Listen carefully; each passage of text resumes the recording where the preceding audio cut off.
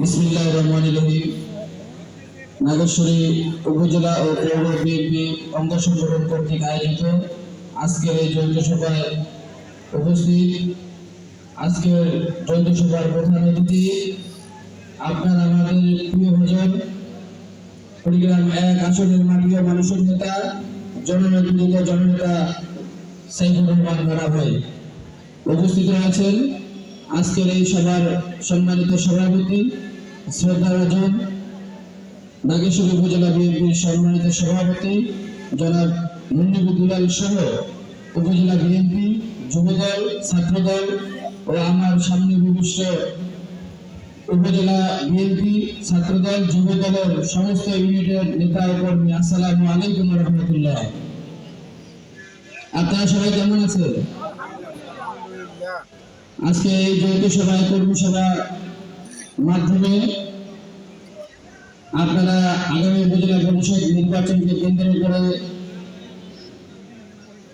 আপনারা একটা আকাঙ্ক্ষা নিয়ে বসে আছেন যে এই কর্মী সভার মাধ্যমে আমাদের প্রিয় নেতা কি সিদ্ধান্ত দিবেন উপজেলা নির্বাচন সম্পর্কে। সেই আকাঙ্ক্ষার, সেই মনের, সেই আন্তরিকতার জায়গাটা যেন আপনাদের হৃদয়ের যে ধারণ করার যে মনের আশা আকাঙ্ক্ষা আছে সেই জায়গা থেকে যেন নেতা আপনাদেরকে সেই বিষয়টা ভালোভাবে জানাতে পারে এবং আপনাদের দলের এবং সাংগঠনিক দায়িত্বের মাধ্যমে যেন উনি আপনাদেরকে জানাতে পারে। আপনারা আমি সবাই সেটা মেনে নেব। আমি শুধু যেহেতু যৌথ সভা, কর্মী সভা, রাজনৈতিক কথা বলতে চাই না, ভাঙা দুটো কথা বলতে চাই। আগামী উপজেলা পরিষদ নির্বাচন, এই নির্বাচনে আপনারা কি ব্যক্তিগতভাবে দলের থেকে কোনো প্রার্থী চান? আপনারা কি কোনো প্রার্থী চান? তৃণমূল নেতাদেরকে জীবিত রাখার জন্য নির্বাচনে অংশগ্রহণ করার দরকার, সেটা দলের সিদ্ধান্ত মোতাবেক, ঠিক কিনা? আপনারা নেতার সিদ্ধান্ত মোতাবেক দলের সিদ্ধান্ত এবং প্রার্থী যাকে নেবেন, যার নামে ঘোষণা করবেন, যে বিষয়ে আলোচনা করবেন, সেটা সিদ্ধান্তে একমত কি আপনারা? আপনাদের ব্যক্তিগত মতামত আমাদের প্রার্থী চাই নাকি? কে কে প্রার্থী চান হাত তোলেন তো দেখি। বাকিরা কি প্রার্থী চান না? তাহলে দলের সিদ্ধান্ত, সংগঠনের সিদ্ধান্ত আপনারা একমত হবেন না নেতার সিদ্ধান্ত একমত হবেন? আর সিদ্ধান্ত নেতার সিদ্ধান্ত একমত হবেন না? নেতা যেটা বলবে সেটা মানবেন না? নেতা যে সিদ্ধান্ত দেয় সেই সিদ্ধান্ত অবশ্যই আমাদেরকে মানতে হবে। গত নির্বাচন চলে গেছে, পৌরসভা নির্বাচন, আমার শহীদুল ইসলাম স্যার আছেন তো, স্যার নির্বাচন করেছেন, জননেতা সাইফুর রহমান রানা ভাই দলের নির্দেশ ক্রমে পৌরসভার নির্বাচনে প্রার্থী দিয়েছেন, নামের শিশুর প্রার্থী।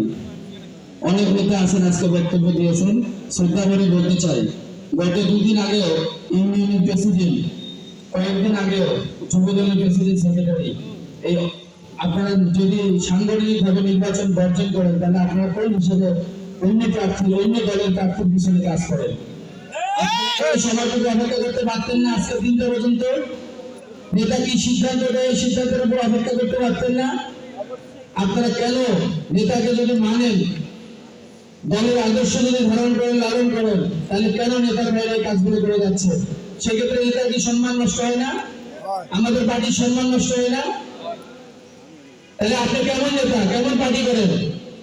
যে নেতার সম্মান নষ্ট হয়, যে রাজনীতির আদর্শ নষ্ট হয়, সেই রাজনীতি আবার আমি বলি আমি একজন নেতা। ওই নেতা হইতে চাইবেন না, ওই নেতা হইেন না, ওই নেতা থাকিয়েন না। ওই নেতা হবেন যে দলের আদর্শ নিয়ে চলবেন, সাইফুর রহমান রানা ভাইয়ের নেতৃত্ব মানবেন, সেই আদর্শ নিয়ে বাকি সময়টুকু চলার চেষ্টা করবেন।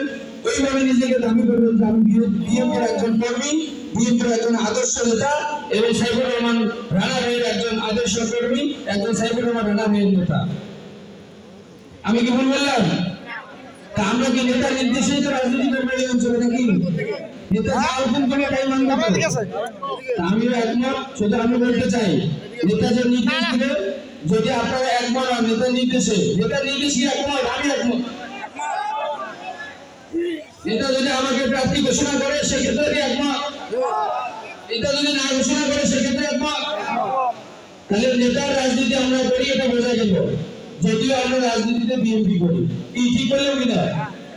তাহলে নেতার নেতৃত্বের বাইরে যাবেন না।